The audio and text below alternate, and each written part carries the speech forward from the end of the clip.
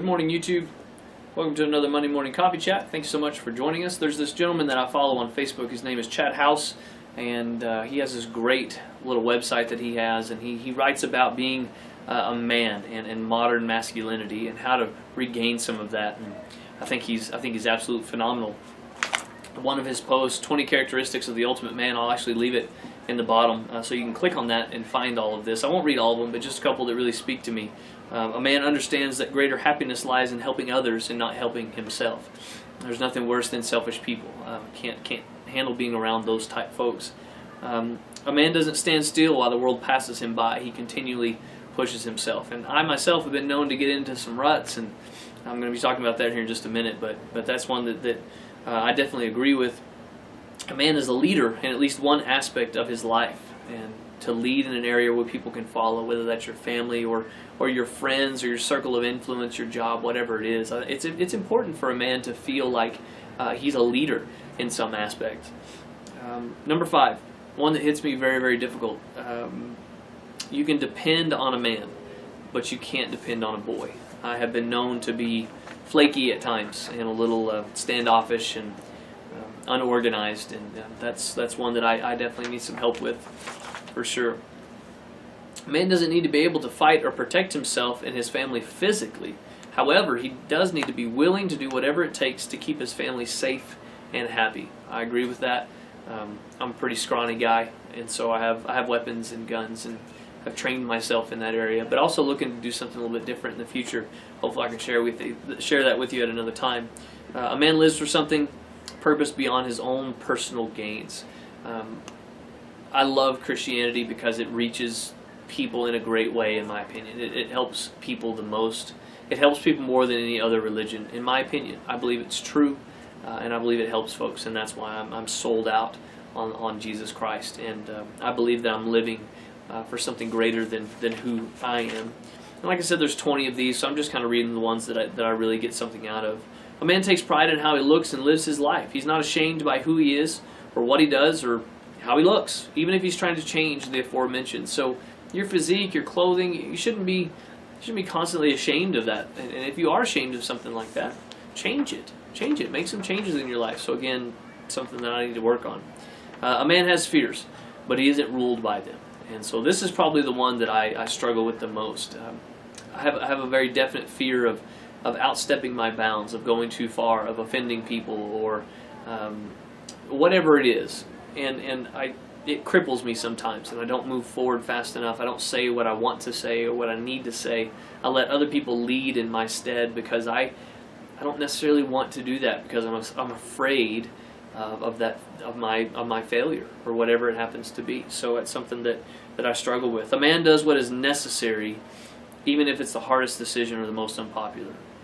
So again, kind of in the same way, you make decisions that aren't popular with everybody. People aren't going to like you. People are going to turn against you.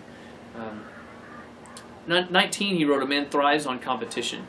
And I've never really thought about that, because I've never been an overly competitive guy. I usually kind of want everybody to win and experience life and have joy and peace and all of those things. And I've never been overly competitive, except maybe on the golf course. I'm pretty competitive on the golf course. But other than that, I haven't been. So that's something I need to look into a little bit. Something I think that he left off of this was a man needs to be able to take correction. And actually this past week and today kind of culminated. I had some correction that was given to me that I needed to take. And from the outside looking in, it was given to me by somebody who's under me, somebody who works for me. Had nothing to do with that particular issue. It was a personal thing. It was a friendship type thing that needed to be corrected. But man, it still hurt. And your initial response is to put up your walls and to say, how dare you? Who are you to call me out? Who are you to question me? And all throughout Scripture, we see people calling each other out. Paul called Peter out, and this is Peter, the guy that Jesus said, I will build my church upon you. And Paul has no problem saying, hey dude, you're messing up over here. You're messing up in this regard. And to have that courage to do that. The man who did this, who called me kind of out on this, and we had some words. I respect him immensely, and I respect what his opinions are, but I didn't like it. I sure didn't like it, and quite frankly, I didn't even agree with it. I thought he was way off base. But when we sat down and we talked about it, and we weren't heated, we weren't mad at each other. It was just kind of like, hey, dude, you're dropping the ball over here. And when you step away from that, you agree or disagree, and I actually agree with him. So I'm going to seek to make amends in those areas. But for this channel, something that I want to point out is homesteading is great, and I love being on the homestead. I love providing for myself, but in a way, it isolates us also. And because we're self-sufficient, because we enjoy being at home, because we're happy at home, all of that kind of a thing, we have a tendency to naturally exclude people from our lives. Don't fall into that trap. Make sure that as you build your little homestead, your self-sufficiency, your family, that you're including people around you. I'm a loner. I'm a recluse. I like to be by myself. I don't need large groups of people. I never have. But just because I'm a loner doesn't mean that I don't crave that. That there's something still inside of me that needs that interaction. People care about their families more than I feel I care about my family. And I don't mean that to be crude or harsh, but just my upbringing and all of that. And you have to make sure that you're inundating yourself with other people and building community and making sure that you're breathing into their lives as well as letting them breathe into yours. There's some changes I need to make in my life, and I've known this for probably 6 months.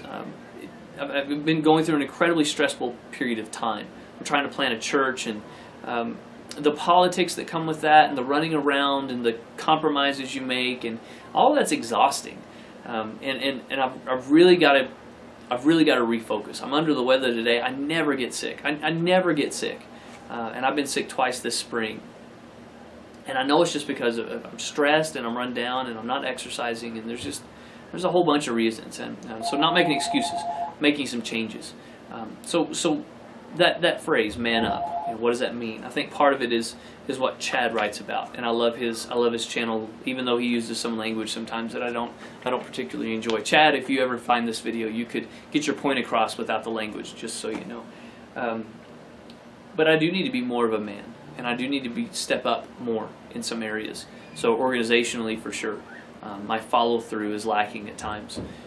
When I get stressed out, I tend to walk away from things. I tend to disengage from people, and I don't want to be that person. I want to lead well. I want to be able to fight for my family and my church and my community. That's what being a man is. And so this is kind of a humble coffee chat, and I hope you hear my heart in this, and hopefully something in here strikes something in you. What can you change to make your family life better? What can you change to make your community better? And does it require a little bit of humility on your part? Maybe to go to somebody that you've wronged and say, I'm really sorry for how I've treated you, or sorry for my actions, or whatever it happens to be. I would implore you to do that. And it's definitely, today's a new day, and I have a different outlook after this morning. And so I hope that you guys can take something away from that. So God bless all of you. Utilize this the best you can. Have a great, safe day, and we'll catch you next week.